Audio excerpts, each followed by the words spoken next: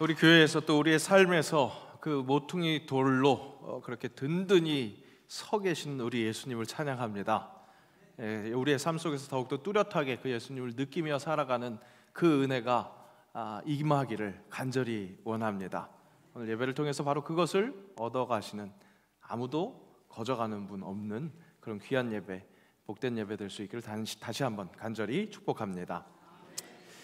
사도행전을 읽어가고 있는 중에 오늘 본문은 스데반의 명설교 부분입니다. 사도행전에 나타난 많은 설교 중에 명설교라는, 정말 그 설교 중에 설교라는 그런 인정을 받는 설교라고 한다면, 오늘 이근영 목사를 통해서 전해주는 이 설교도 그냥 그 스데반의 설교를 그대로 읽는 것, 그것은 어떨까 그런 생각도 해보게 됩니다. 그러면 제가 설교자인 제가 좀 편할까요? 설교 표절 시비 소식이 종종 들립니다. 그 소식이 들릴 때마다 제가 느끼는 건 그 설교 표절하시는 분이 대단하다, 그런 생각을 합니다. 남의 설교 그대로 읽는 것은 영혼이 없을 때 가능합니다. 고백합니다. 제가 교육 전도사 시절에 이것도 저것도 다 훈련해 봐야 된다 생각해서 한 주는 교재에 있는 설교를 그대로 읽어본 적이 있습니다. 못할 짓이구나, 그렇게 느끼고 다시는 하지 않습니다. 영혼 없이 무엇인가를 한다는 것, 가장 불행한 삶입니다. 똑같은 일을 할지라도 그것의 의미를 알고 보람을 알고 찾아가고, 그래서 영혼을 실을 때 행복할 수 있습니다. 아무리 힘들더라 할지라도 영혼을 다해서 하는 일을 할 때, 그때 행복할 수 있다는 거죠.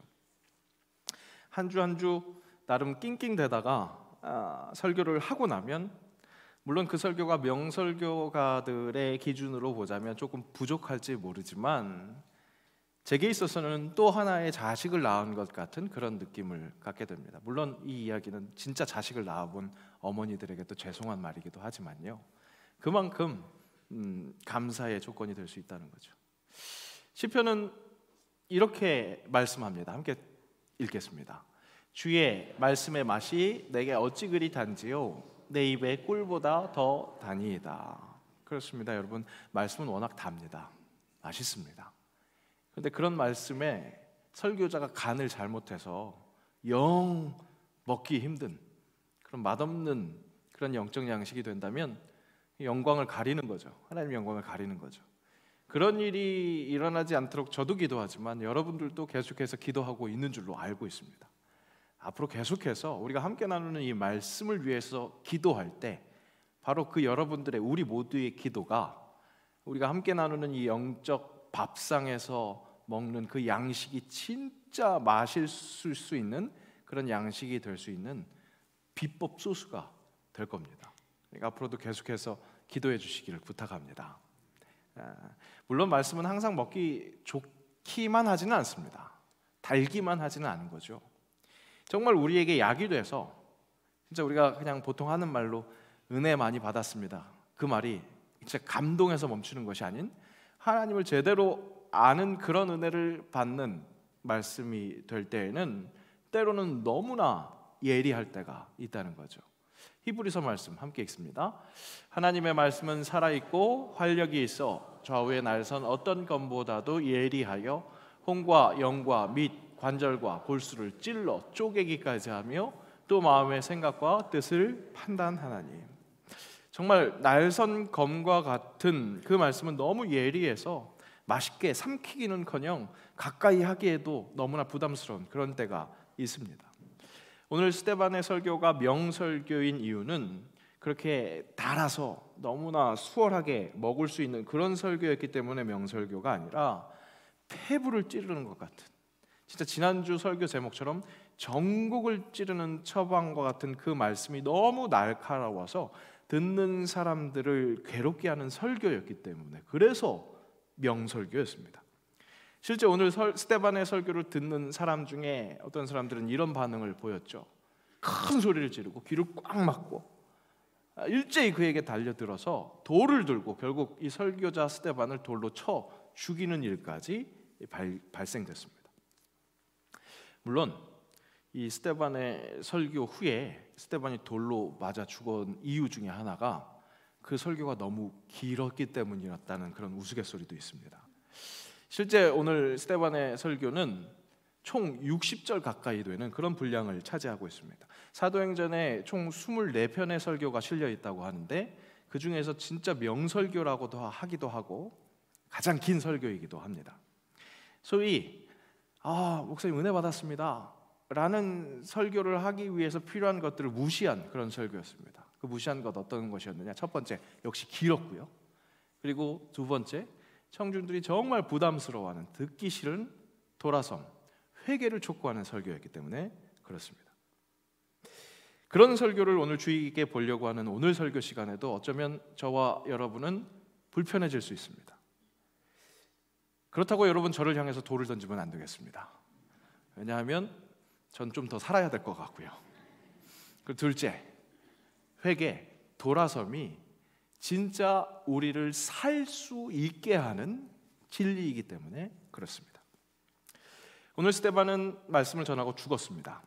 하지만 죽음의 위협 앞에서 그의 얼굴이 천사의 얼굴과 같았다라고 6장 15절은 증언하고 있습니다.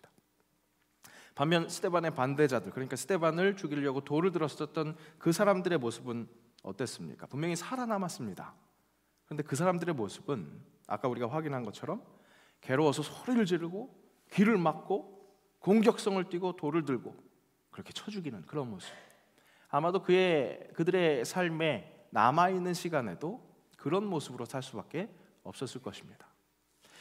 오늘 스데반의 모습에서 우리는 혹 오늘 하루를 살아도 행복할 수 있는, 진짜 천사의 얼굴을 할 수 있는 그 방법을 허락받을 수 있을 것입니다. 또한 그의 죽음이 그 한 사람의 죽음으로 끝난 것이 아니라 한 생명을 낳았고 또 그 한 생명이 더 많은 여러 생명을 새롭게 낳았다는 것을 확인할 때 우리의 인생도 그렇게 가치 있는 인생이 될 수 있다는 그 소망, 그 인생을 따라갈 때 그 인생, 그런 가치 있는 인생이 될 수 있다는 그 소망을 붙들 수 있을 것입니다. 이스라엘의 신학은 현재 상황에서 하나님의 뜻을 헤아리며 역사를 다시 서술하는 Retelling the Story, 그런 내러티브 신학이라는 평가를 받습니다. 무슨 말입니까? 지나간 역사를 다시 재조명할 때, 그래서 제대로 알 때, 그 역사의 흐름을 제대로 알 때 오늘을 지나서 내일을 잘 살 수 있다는 것. 오늘 스데반의 설교와 훗날 바울의 설교는 그리스도 예수라는 빛으로 그 역사를 조명했습니다. 오늘 스데반의 설교는 아니나 다를까 이스라엘의 역사를 쭉 훑고 있습니다. 그리고 그 하나님의 이야기 가운데에서 그 바톤을 이어받고 있는 사람들이 보입니다. 아브라함, 요셉, 모세, 이후에 다윗, 솔로몬까지 구약 성경의 이야기는 그렇게 하나님의 사람들을 통해서 흘러가는 것을 볼 수 있습니다. 그리고 그 인물들에게서는 여러 가지 공통점을 발견할 수 있습니다. 저는 오늘 이 스데반의 설교에 나타난 그 하나님의 사람들의 공통점 중에 두 가지를 꼽아 보려고 합니다. 첫 번째 공통점, 그들은 모두 나그네였다는 사실입니다. 열국의 아비, 믿음의 조상 아브라함은 하나님께 콜링을 받을 때, 부름을 받을 때 다른 것이 아니라 나그네로 부름을 받았습니다. 스데반은 그 구약 성경을 다시금 이렇게 조명합니다. 내 고향과 친척을 떠나 내가 내게 보일 땅으로 가라. 아브라함이 하나님의 역사 안으로 들어올 수 있었던 것은 본토를 떠나서 거류민, 나그네가 되는 것에 순종했을 때 그것이 시작된 것을 볼 수 있습니다. 그리고 그 이후의 아들들 이삭, 야곱을 넘어서 요셉을 좀 더 자세하게 설명합니다. 요셉의 삶은 어땠습니까? 오늘 우리가 읽은 7장 그 앞부분 7장 9절에서 18절 총 10절을 이 요셉의 이야기에 투자하고 있는데 그 10절 동안 10절 동안 애굽이라는 단어가 7번 등장합니다. 물론 요셉이 우여곡절 끝에 애굽의 총리가 됐습니다. 하지만 그렇다고 해서 애굽 땅이 요셉의 본향이 된 것은 아니었습니다. 어디까지나 애굽은 요셉에게 있어서 타향이었습니다. 그래서 요셉은 나중에 유언으로 자신의 유골이라도 본향으로 돌아갈 때 같이 챙겨가 달라고, 그렇게 돌아갈 수 있게 해달라고 유언을 남깁니다. 철저하게 나그네 이방이었던 거죠. 모세는 어떻습니까? 태어나서 첫 번째 당한 것이 버려짐이었습니다. 물론 살리기 위함이었죠. 당시 바로가 히브리 유아들을 다, 남자아이들은 다 죽여라 라는 그 명령이 있었기 때문에 그 속에서 살리기 위해서 모세의 부모와 누이가 강으로 흘려보내죠. 그 흘려보낸 갈대 상자를 애굽 공주가 주었기 때문에 그래서 애굽의 왕자로 살아갈 수 있게 됩니다. 그렇게 40년을 삽니다. 40세가 돼서야 자신의 뿌리 히브리 사람들, 이스라엘을 돌볼 생각으로 이스라엘 사람들의 편을 들어줬는데 오히려 동족에게 배척을 당합니다. 누가 너를 관리와 재판장으로 삼았느냐?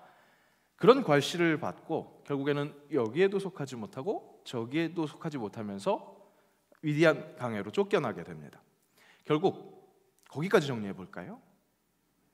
모세의 인생 최초 40년 애굽의 왕자로 살았지만 이방 땅에서 이방인의 뿌리, 그것을 가지고 몸은 편했을지 모르지만 그 불편함, 이방인으로서 느끼는 그 불편함을 갖고 살았었던 것이고, 미디안 광야에서는 당연히 40일 동안 나그네 이방인으로 살았습니다. 그리고 인생의 마지막 40년, 모세의 120년 인생을 그게 40년으로 나누는데 마지막 40년, 그 40년은 무슨 인생이었습니까? 이스라엘의 민족의 지도자로서 출애굽시키는 그런 역사를 감당했었죠. 그런데 결국 따지고 보면 무엇입니까? 그 40년 동안 모세 어떻게 살았죠? 광야를 돌고 도는 철저히 거류민 나그네 이방인의 삶을 살았다는 겁니다. 우리의 인생도 마찬가지입니다. 나그네 이방인의 삶입니다. 가요도 우리의 인생은 나그네 길이라고 그렇게 노래를 하죠. 사도 바울은 우리의 정체성을 정확하게 가려냅니다. 빌립보서 말씀에 그러나 우리의 시민권은 하늘에 있는지라 그렇게 말합니다. 그러니까 우리는 하늘 시민권자라는 거죠. 하늘 시민권자가 이 땅에 사려니까 타향민으로서 이 이방인으로 사는 그 서름과 스트레스가 가득할 수밖에 없습니다. 홍콩에 있는 한인교회에서 4년간 사역을 하면서 타향살이를 해봤습니다. 그때 홍콩에서는 한류가 아주 강하게 불어서 한국 사람이라서 살아가는데 어떤 불편함이 있는 게 아니라 오히려 인정받고 좀 당당하게 살아갈 수 있는 그런 시기였습니다. 그럼에도 이방인의 삶은 녹록지 않다는 것, 그런 것을 느꼈습니다. 타향살이가 주는 기본적인 스트레스, 그런 것이 있구나, 그런 것을 느끼던 찰나 기회가 있어서 유럽에 살고 있는 후배와 친구 가정, 두 가정을 방문할 수 있었습니다. 두 가정 모두 성악 전공한 부부였는데 한 가정은 이탈리아 밀라노에서 살았고요, 한 가정은 프랑스 니스에서 살았습니다. 얼마나 듣기 좋습니까? 그 유명한 관광지에서 살고 있으니까 굉장히 부러울 것 같잖아요. 실제 가서 보니까 주거 환경도 호화주택은 아니지만 성악도들로서 꿈을 가지고 그 타향살이를 하는 그런 사람들 집치고는 괜찮은 환경이었습니다. 물론 당시 제가 그 세계에서 제일 유명한 그 부동산 가격을 갖고 있는 홍콩에서 진짜 좁은 집에서 살고 있었기 때문에 그 시각을 가지고 보니까 아, 좋네, 좋게 사네, 그렇게 평가했을 수도 있겠습니다. 그런데 그러니까 괜찮아 보이죠. 나보다 괜찮아 보이는 겁니다. 그런데 하루 이틀 같이 지내보니까 두 가정 모두 기본적으로 안고 있는 스트레스가 장난이 아니라는 것을 감지할 수 있었습니다. 영적인 그 흐름이라고 할까요? 기류가 굉장히 예민하더라는 거죠.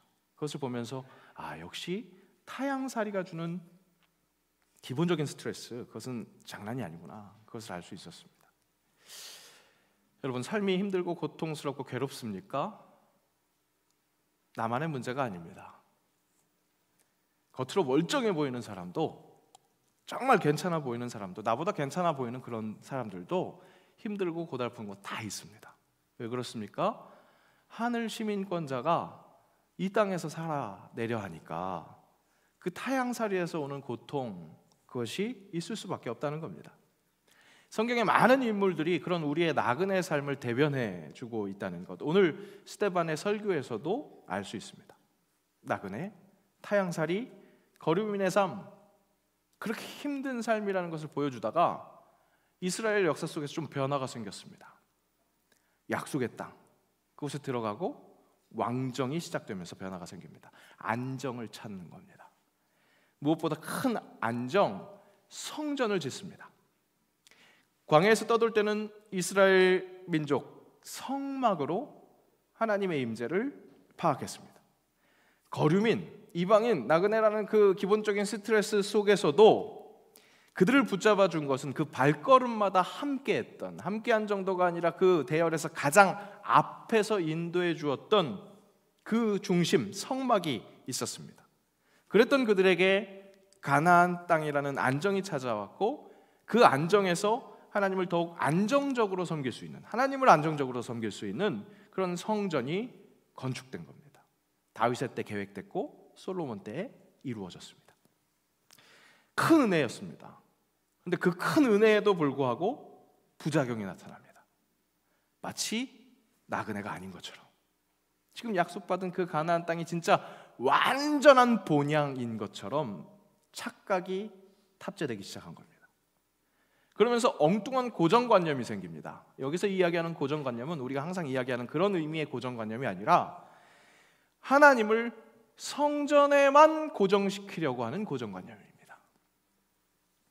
하나님은 성전에서만 만날 수 있는 것으로, 언제나 어디서나 모든 발걸음에서 함께 하셨던 하나님을 성전에 묶어버립니다. 언제나 어디서나 함께 하신 하나님, 임마누엘의 임재인데 시간이 지나면 지날수록 하나님의 임재를 더욱더 확실하게 성전에만 제한시켜 버리면서 삶에서는 철저히 하나님을 배제하려고 하는 그런 이스라엘, 그렇게 하나님과 더욱 철저하게 단절됩니다. 가장 지독한 죄의 상태, 하나님과 연결되지 않는, 하나님을 성전에만 가두어 놓은 엉뚱한 신앙 행태로 성전이 오히려 일상생활 속에서의 하나님과의 관계를 더욱더 멀리하게 하는 그런 묘한 부작용이 나타난 겁니다. 사실 솔로몬이 성전을 지을 때부터 하나님은 이런 말씀을 허락하셨습니다. 함께 읽겠습니다. 주께서 이르시되 하늘은 나의 보좌요 땅은 나의 발등상이니 너희가 나를 위하여 무슨 집을 짓겠으며 나의 안식할 처소가 어디냐? 이 모든 것이 다 내 손으로 지은 것이 아니냐 함과 같으니라. 그렇습니다, 여러분. 세상 모든 만물 위에 계시는 하나님이십니다. 그 하나님을요, 여러분, 이 집에 가둘 수 없습니다. 하나님은 그런 사람들의 오해, 그래서 단절되어 있는 자신과 사람들과의 관계를 회복시키기 위해서 예수님을 보내십니다. 본향이 아닌 땅에서 정착하면서, 그 땅이 본향이 아닌데 거기서 정착하면서 하늘과 완전히 단절되어 버린 그 사람들을 위해서 하나님이 결코 성전에 갇혀 있으시는 분이 아니라는 것을 보여주시기 위해서 높고 높은 하늘 보좌를 버리시고 낮고 누추한 이 땅으로, 그 건널 수 없을 것 같은 그 강을 건너십니다. 직접 거류민, 나그네가 되신 겁니다. 하나님의 아들 예수 그리스도가 그렇게 나그네가 되셨습니다. 하늘에서 땅으로 인간의 몸을 입고 오심으로 아브라함, 요셉, 모세처럼 나그네, 거류민이 된 거죠. 그렇습니다. 스데반의 설교에 등장하는 하나님의 사람들의 공통점 첫 번째, 나그네였는데 그들의 두 번째 공통점은 예수 그리스도를 닮아 있다는 사실입니다. 예수님이 후대 인물이니까 예수님이 그들을 닮았다, 그렇게 표현해야 될 것 같은데 구약 성경에 나타난 모든 사건과 인물들은 예수님을 예표했다, 그렇게 이야기합니다. 구약에 나타난 하나님의 사람들이 나그네였던 예수님을 이방인으로서, 나그네로서 이 땅에 오셨던 그 예수님을 예표했던 겁니다. 그리고 그들이 당한 모든 일이 예수가 당한 모든 일과 닮아 있었습니다. 예수가 하늘 보좌를 떠나 이 땅에 오신 것처럼 아브라함도 본토 친척을 떠났습니다. 요셉이 형제들에게 버림받았지만 결국 애굽의 총리 대신이 돼서 기근 속에서 야곱의 일가를 살린 것뿐만 아니라 그 주변에 있는 많은 민족들을 기근 속에서 살아남을 수 있게 했었던 것처럼 예수님도 자신의 민족에게 버림받았지만 모든 열방이 구원받을 수 있게 하는 구세주, 그런 모습을 보이셨던 것처럼 똑같은 모습이었습니다. 예수가 본향에서 환영받지 못했지만 결국 그렇게 이스라엘을 포함한 모든 인류 구원자가 된 것처럼 모세도 누가 너를 관리자로 세웠느냐 그 동족에게 그렇게 질타를 받은 것처럼 예수님도 이스라엘 백성들에게 십자가에 못 박으라 그런 말과 함께 버림을 받았습니다. 그렇습니다. 스데반의 설교에 나오는 하나님의 사람들은 모두 다 나그네였고 하늘 보좌를 떠나서 이 땅에 오신 원조 나그네 예수 그리스도를 닮아 있었습니다. 그리고 그 예수 닮은 모습은 지금 설교를 하고 있는 스데반의 모습에서 더욱더 적극적으로 나타납니다. 오늘 말씀에 나타난 스데반 설교자, 순교자의 마지막 유언과도 같은 그 말이 무엇이었는지 한번 돌아보겠습니다. 함께 읽습니다. 그들이 돌로 스데반을 치니 스데반이 부르짖어 이르되 주 예수여 내 영혼을 받으시옵소서 하고 무릎을 꿇고 크게 불러 이르되 주여 이 죄를 그들에게 돌리지 마옵소서 이 말을 하고 자니라. 예수님께서 십자가상에서 하셨던 말씀을 가상 7원 7가지 말씀을 이야기합니다. 그 중에서 두 말씀을 그대로 재현해내는 그런 스데반의 모습을 볼 수 있습니다. 바보 같은 예수의 말과 너무나 닮은 그 말을 그대로 뱉고 있습니다. 예수님께 호가 있다면 무엇으로 붙여드릴 수 있을까요? 저는 아무리 생각해도 바보 예수만한 호가 없습니다. 바보 예수. 스스로 나그네가 되어서 동족에게, 친족에게, 제자들에게 버림을 받았습니다. 온갖 수모와 고통 다 당하고 죽었습니다. 충분히 그렇게 하지 않을 수 있는 능력이 있었음에도 불구하고 그것을 스스로 택했습니다. 세상 바보입니다. 예수를 닮았던 구약 성경의 하나님의 사람들도 세상 바보라고 할 수 있을 것입니다. 하지만 그들의 일생이 가치 있는 것 무엇 때문입니까? 사는 게 사는 것이 아닌 죽지 못해서 사는 것이 아닌 생명이 생명을 낳는 그 사랑의 삶을 살았기 때문입니다. 그리고 그렇게 예수를 닮은 하나님의 삶을 살았기에 예수가 그랬었던 것처럼 죽음을 이기고 부활하신 그 영생에 결국 함께 동참하는 것이기에 그렇게 끝까지 예수를 닮은 것이기에 끝까지가 아니죠. 예수님의 삶은 끝이 없었으니까 죽음이 끝이 아니었으니까 끝없이 복된 삶을 살았기에 그들의 삶이 정말 가치 있는 것 진짜 복된 사람이라는 거죠. 오늘 스데반은 그 예수 닮은 이들 작은 예수들을 소개하고 그 누구보다도 자기가 가장 예수를 많이 닮은 것 같은 그런 모습을 보여주면서 죽임을 당합니다. 스데반의 죽음 그렇게 끝이었을까요? 한 사람의 죽음으로 끝났을까요? 아니죠. 오늘 말씀에서 마치 배경 지나가듯이 쭉 지나가는 거기에 한 구탱이를 장식하고 있는 한 사람이 있습니다. 바로 사울이라 불리는 청년입니다. 후에 바울이 되는 이 사울이 그 스데반의 순교 현장에 있었습니다. 그 현장에서는 사울은 이 스데반은 죽어 마땅하다 여겼습니다. 그리고 그 스데반이 죽고 나서 그리스도의 교회를 본격적으로 핍박하는 그런 인물이었습니다. 그런데 그랬던 그가 바보 예수를 닮은 작은 예수 스데반의 모습을 기억하고 이후에 그 스데반의 모습과 똑같은 예수를 닮은 바보 예수를 닮은 또 하나의 작은 예수가 되었습니다. 그 작은 예수는 더 많은 작은 예수를 낳았고 그 릴레이는 오늘날 우리에게까지 이어지고 있습니다. 여러분, 하나님의 방법은 이렇습니다. 나그네 바보 예수를 닮은 작은 예수로 이 세상을 변화시킵니다. 하나님의 나라는 그렇게 작은 예수들로 이 땅에 임하는 겁니다. 어둠의 땅이 점점 변화되어 가는 겁니다.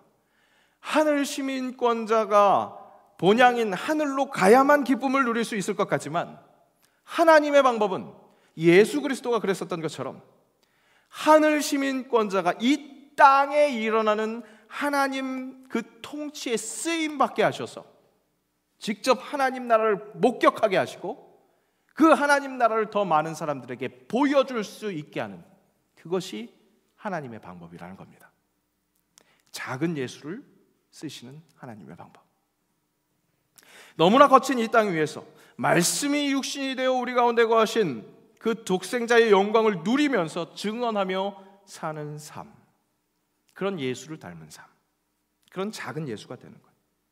그것이 죽임을 당하는 일 같지만, 당장 고난일 것 같지만, 하나님의 형상으로서 누릴 수 있는 가장 큰 기쁨이라는 것, 진짜 살만 나는 그 삶을 살 수 있는 것, 그 방법. 설사 당장 죽는다 해도 다시 사신 예수의 방법대로 영원히 살 수 있다는 그 믿음으로 소망을 갖고 사는 것. 이것이 작은 예수가 누릴 수 있는 가장 큰 행복, 가장 큰 부활의 기쁨이라는 사실입니다. 말씀을 준비하면서 은혜로 저를 찾아온 찬양이 있었습니다. 주 임재 없는 풍요로움보다 주 없이는 살 수 없는 광야길 가려네. 고난이 내게 유익이라. 고난이 내게 유익이라. 주 임재 없는 풍요로움보다 주 없이 살 수 없는 광야길 가려네. 고난이 내게 유익이라. 고난이 내게 유익이라. 주께로 가까이, 주께로 가오니 나의 갈 길 다가도록 나와 동행하소서. 주께로 가까이, 주께로 가오니 나의 갈 길 다가도록 나와 동행하소서.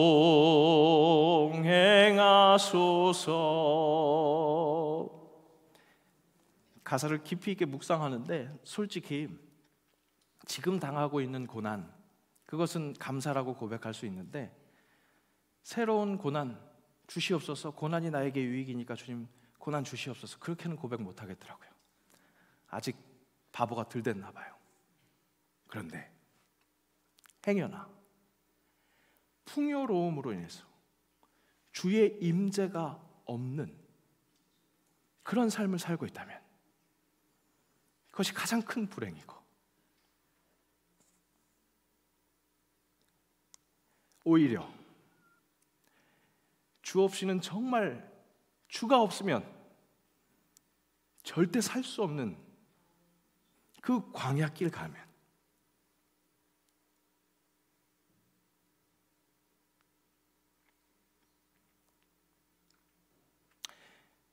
혹 결핍이 있어서 계속 붙들고 있는 기도, 정말 진절머리 나는 기도 제목,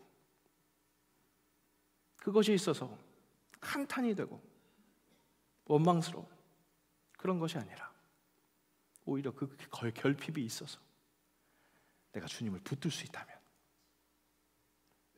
그래서 주께로 가까이, 주께로 가오니 주여 나의 갈 길 다 갈 동안 나와 동행하소서, 그런 간구가 가능하다면 그것이 진짜 나에게 유익이다. 진짜 나에게 유익이다. 그래서 내가 작은 예수로 살아갈 수 있다면 그것이 가장 복된 삶이다. 그렇게 외치시길 바랍니다. 여러분, 위로가 되십니까? 꿀보다 더 말씀의 은혜가 있으십니까? 하지만 여러분, 말씀은요, 그렇게 버티고 견디기 위한 진통제 정도가 아닙니다. 거기에 멈추지 않습니다. 확실히 돌아서서 힘차게 나아가라고 그렇게 함께 해주는 자양 강장제입니다. 말씀드렸잖아요. 오늘 스데반의 설교는 회개를 촉구하는 명령입니다. 오늘 예배 잘 오셨습니다. 예배 오신 것부터가 회개입니다. 세상의 모든 것들을 내어놓고 십자가로 돌아왔으니까 그 회개는 시작됐습니다. 하지만 여러분, 그 회개는 내 삶에서 하나님을 자꾸 성전에 가다 놓고 내 삶에서는 하나님과 완전히 멀어져 있는 그 모습들을 그대로 자복하고 거기에서 멈추는 것이 아니라 그것이 시작입니다. 이제는 내 삶 속에서 하나님 내 삶을 온전히 주장하여 주옵소서, 그것을 간구하는 것, 그래서 그렇게 주님의 뜻대로 살아가는 것이 회개입니다. 여러분, 회개는 그렇게 이미 시작되고 있고 우리 삶 속에서 진행되어야 할 것입니다. 우리의 예배는 오늘 시작입니다. 여러분들의 삶의 자리에서 작은 예수로 살아내는 것, 그것을 스스로 목격하고 그것을 보여주는 것. 그러니까 주님, 나의 갈 길 다가서도록 나와 동행하옵소서, 그렇게 간절히 구하는 것. 오늘 하나님은 당신을 통해서, 작은 예수 당신을 통해서 그 역사를 써내려 가십니다. 바보 예수의 삶을 사십시오. 정신 똑바로 차리고 바보로 살아가십시오. 저에게 돌 던지지 마십시오. 저도 살아야 되기 때문에 그렇습니다. 또 말씀드립니다. 저도 살아야 돼서 얘기하는 게 아니라 진짜 우리 모두가 살 수 있는 진짜 진리, 하나님이 이처럼 세상을 사랑하사 독생자를 주셔서 모두 다 멸망하지 않고 영생을 얻게 하려고 하시는 그 우리 모두 다 살 수 있는 방법이 여기에 있기 때문입니다. 하나님께로 제대로 돌아서서 예수와 동행하는 삶, 그렇게 작은 예수로 살아가시기를 주의 이름으로 축복합니다. 기도합니다. 하나님, 역사 속에 작은 예수, 나에게 그 사명을 맡기셨기에 그 하나님의 기업에서 주께로 가까이 주께로 가오니 나의 갈 길 다가도록 나와 동행하소서. 예수님의 이름으로 기도합니다. 아멘.